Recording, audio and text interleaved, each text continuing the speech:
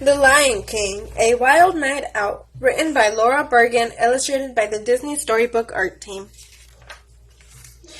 It was late at night at the Pride Lands. In their den, the lions were all fast asleep. All that is, except for Simba. Simba just wasn't tired. Suddenly, the little prince heard a noise coming from outside. Simba perked up his ears and listened harder. Scratch, scratch. There it was again, a strange scratching, snuffling sound. Simba carefully moved away from his mother and padded over to where Nala was sleeping. "Nala, wake up," he whispered. Nala yawned. Her eyes fluttered open slightly before closing again. "Oh, it's you, Simba," she groaned. "Go back to sleep. I was having the nicest dream." "But there's something outside," Simba said. "Come on, don't you want to find out what it is?" Nala opened her eyes again, this time more slowly. "Right now? But it's so dark." "So?" Simba replied, grinning. "You're not scared, are you?" "Who? Me?" Nala sprang up like a grasshopper. "Of course I'm not scared," she told Simba. "Let's go." Together, Simba and Nala tiptoed past their mothers and the rest of the sleeping pride. They paused at the edge of the den and peered out into the night. "Scratch, scratch. What was that?" Nala asked. "I told you there's something out there," Simba said. He squinted his eyes, saying anything. Nala shook her head. "Nope. Do you?" Simba poked his head out a little further. "Nothing," he said. He was just pulling his head back into the den when a big clump of dirt landed right in the middle of his face. "Look over there," Nala said as Simba pawed the dirt off his nose. Simba followed her gaze, his right eyes glowing around. A shadow figure shuffled out from behind a small mound of dirt. The creature looked like it had two tails, one in the front of its body and one in the back. "What is it?" Nala asked. Simba shrugged. Whatever it was the strangest looking animal he had ever seen. Simba was about to let the mystery go unsolved. "Hello?" he called. "Hey you, over there." Startled, the creature looked up. "Are you lost?" Nala asked. "Why aren't you home in bed sleeping?" "I'm an aardvark," the creature replied, walking away from the cubs. "We sleep during the day and play at night. Right now, it's my breakfast time." "I wish we could sleep all day and play at night," Simba said. He looked up at the branch at a nearby tree, where the bossy hornbill Zazu was perched, fast asleep. There would be no Zazu awake to spy on us all day and tell us what to do. Simba and Nala hurried after the aardvark, who had gone back to digging. The cubs watched wide-eyed as the aardvark stuck his gooey tongue into the hole he made in the side of a large mound. When he pulled it out, they could see that his tongue was even longer than Simba's tail and completely covered with fat, squirmy termites. When the aardvark had eaten his fill of bugs, he turned away and started to waddle off into the night. "Wait," Simba called. "Where are you going?" "To find my friends," the aardvark said. "Do you want to come?"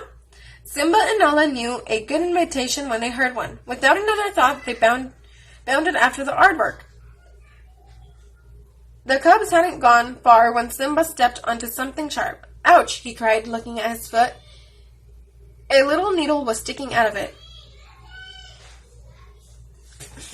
Nala peered around. "Look," she said. "They're everywhere. What are they?" "Sorry," a voice behind them said. "I can't help it. Sometimes they just fall out by themselves." Simba and Nala spun around. Behind them was a little creature with lots of sharp needles all over his back. "What are those spines for?" Simba asked. "Let's just say they keep anyone from bothering me," the porcupine answered with a wink. Just then, Simba realized that the aardvark had gotten ahead of them. The cubs chased after him and found him taking a spring hare with a long tail and short legs. The spring hare suggested a jumping contest, and Nala and Simba accepted right away. They had always thought of themselves as good pouncers. After all, they practiced every day. "You might want to reconsider," the aardvark said. Simba laughed, but one jumped into the contest. His laugh faded. The spring hare had jumped 3 times as far as the cubs. After 2 jumps, she had practically disappeared. Simba and Nala knew when they were beat. Turning around, they walked back over to where the aardvark was happily digging. "Are you hungry?" the aardvark asked Simba and Nala. The cubs' stomachs grumbled. They weren't used to being up so late after dinner. "A little," Simba admitted. But when Simba and Nala saw that the aardvark was eating, they decided maybe they weren't quite so hungry after all. "Do you have anything else to eat?" Simba asked. "You mean besides termites?" the aardvark asked. He thought for a minute, then he bounded off a few feet. "Take a look at this," he called back to them. "What is it?" Nala asked. "Ants," the aardvark answered, "though I usually save those for dessert." Suddenly, a cold wind ruffled a cub's fur. "Did it just get darker?" Simba asked, shivering. "And colder?" Nala asked. Nala and Simba both yawned. The night had been quite an adventure, but they were both starting to get tired. The idea of their cozy den was calling them back home. But as Simba looked around, he realized he didn't have any idea where the den was. "Which way did we come from?" Simba asked. Nala looked around. "I'm not sure," she said. "It's too dark." The cubs searched for something familiar, a landmark that might help them find their way home. But nothing looked right in the dark. They couldn't see far enough.